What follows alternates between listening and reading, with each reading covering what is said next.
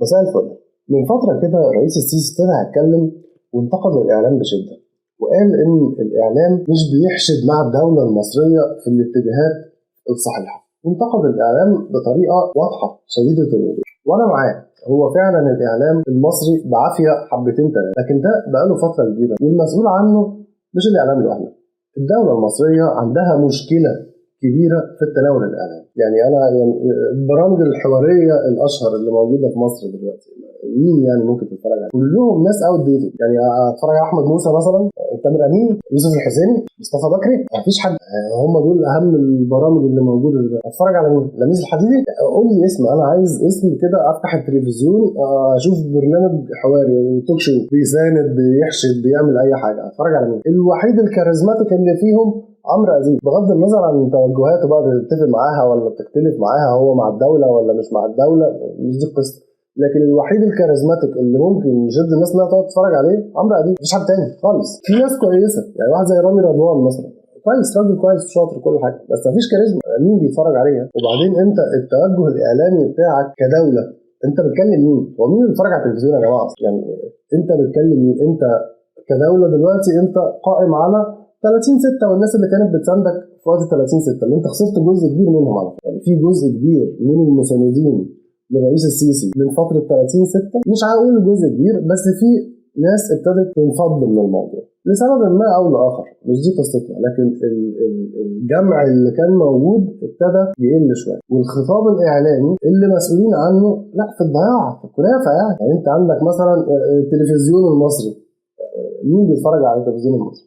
ده الناس اللي شغاله في التلفزيون المصري ما بتتفرجش عليه اساسا اصلا. يعني ادخل كده هات لي حد بيتفرج على التلفزيون المصري ولا يعرف مين بيقول ايه في اي حاجه. بقيه القنوات، طب ما احنا عارفين اللي فيها، ما هي في الاخر جمعيه ودايره. حلوم مين طيب؟ يعني هو اون تي في والنهار والحياه والسي بي سي، القنوات دي كلها في الاخر حاجه واحده. احنا اللي عندنا مشكله، احنا اللي عندنا مشكله. وبعدين انت بتخاطب انهي سن؟ يا جماعه مفيش حد بيتفرج على التلفزيون دلوقتي. امي بتتفرج على التلفزيون، الناس اللي فوق ال60 اللي بيتفرجوا على التلفزيون، يعني عشان ما بقى 55 وانت طالع، الناس دي بتتفرج على التلفزيون. الناس دي فاضل لها قد ايه؟ او تاثيرها عامه في المنظومه عامل ازاي؟ مش هم دول اللي انت المفروض تتوجه للكلام ليهم؟ المفروض تتوجه للشباب اللي هم اساسا عندهم مشكله معاك، يعني سواء الرئيس السيسي او الحكومه او الدوله كلها. يعني الشباب عندهم مشكله يا جماعه، مش عارفين نكلمهم. يعني احنا كدوله مش عارفه توصل للشباب خالص. الناس اللي كانت في الفتره بتاعه 25 يناير دول هارد لك، دول هم يعني خلاص، هم دول سدوا ودانهم، هو مش هيسمعك، انت مش عارف تخاطبه، مش عارفين نخاطبهم. يعني الدنيا اتغيرت، يعني اعلام الثمانينات والسبعينات والستينات والكلام ده اتغير، ما بقاش ينفع دلوقتي. الشباب دلوقتي ما بيتفرجش على التلفزيون، ما بيشوفوش تلفزيون. انا ما بتفرجش على التلفزيون، انا مش صغير، ما بتفرجش على التلفزيون. في يوتيوب، في تشانلز تانية كتيره جدا بنعرف منها المعلومه، اخرها التلفزيون. لازم نعرف نوصل للشباب ونخاطبه باللغه بتاعته ونخاطب توجهاته. في ناس زي الفل طبعا وكل حاجه وشغالين في مشاريع وفي بنوك وشباب زي الفل ووطني وكل حاجه، بس هم نسبتهم قد ايه؟ الصيع بقى اللي في الشوارع نسبتهم قد ايه؟ هم اللي اكتر. انت عندك مشكله. الشعب المصري دلوقتي ما بين نقيضين، تطرف ديني او افكار بتدعو للتطرف الديني، وعلى الناحيه الثانيه افكار بتدعو للثقافه الغربيه والتطرف ناحيه الثقافه الغربيه. اللي في النص ده بيتمسح باستيكه. يعني الاتجاه الوسطي سواء بقى اسلامي سواء مسيحي واتيفر، بغض النظر عن الديانه يعني، لكن الاتجاه الوسطي ده بيتمسح.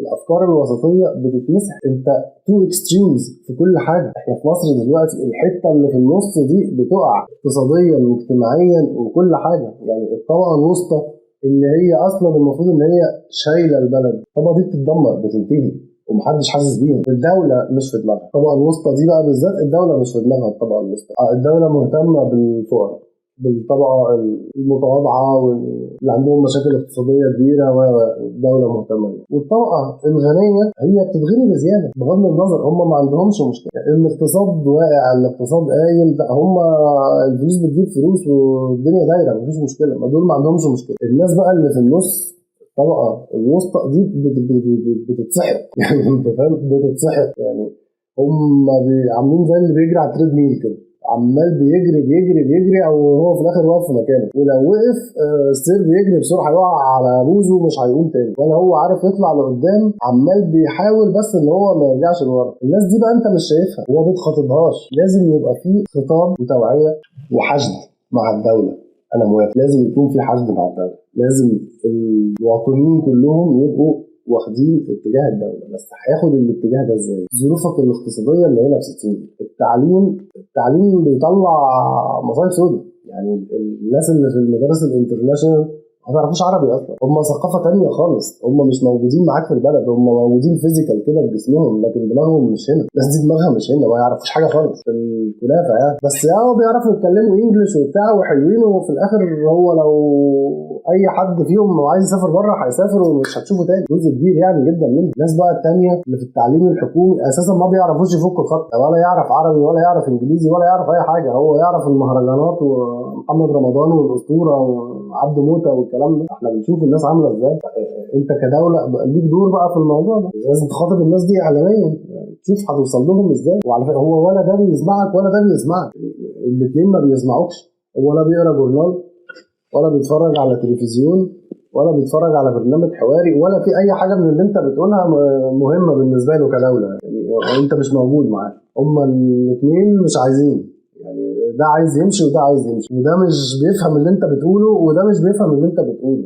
هو ده نازل له حل، عشان الاجيال دي هي اللي كمان 10 15 سنه هتبقى هي اللي مسؤوله. انت مصر مش هتقع ابدا باحتلال والمشاكل دي، ده مش هيحصل. بس هي بتتاكل زي السوسمة. في غزو ثقافي بيحصل، ثقافتك بتتغير للأسوأ، الثقافة المصرية بتتغير للأسوأ، يا إما إغراق ناحية الغرب وانحلال بقى والشذوذ ومش عارف إيه، كل الأفكار دي ما هي بتدخل للناس المتغربين، أو إغراق في الانحطاط السلوكي بقى من الناحية التانية والعربجة والبلطجة والكلام ده، أو إغراق في الافكار المتطرفه. فهو اكستريمز وبس، غير المعتدل بقى اللي هو الطبيعي العادي، الناس العاديه. يعني هو راجل عادي بيحب البلد ووطني وبيروح الشغل، بيرجع من الشغل مؤدب، مش بيتخانق، عايز يربي عياله ويعيش كويس وخلاص وشكرا.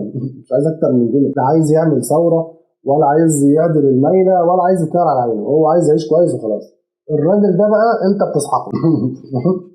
انت بتخلص عليه، وحتى مش بتحاول انك تكلمه، لا ما انت ما بتكلموش. انت كدولة لا، انت بتكلم الناس اللي فوق ال60 بس والله. بس يعني احنا كدولة بنكلم الناس اللي فوق ال60 سنة بس، بقية الناس مش معانا، ما بيسمعوناش يا جماعة، ما بيسمعوناش. لازم يشوفوا حل في الموضوع ده، ارجوكوا شوفوا حل في الموضوع ده، لان الموضوع ده كريتيكال جدا وفعلا هيعمل لنا مشاكل كبيرة جدا بعد كده.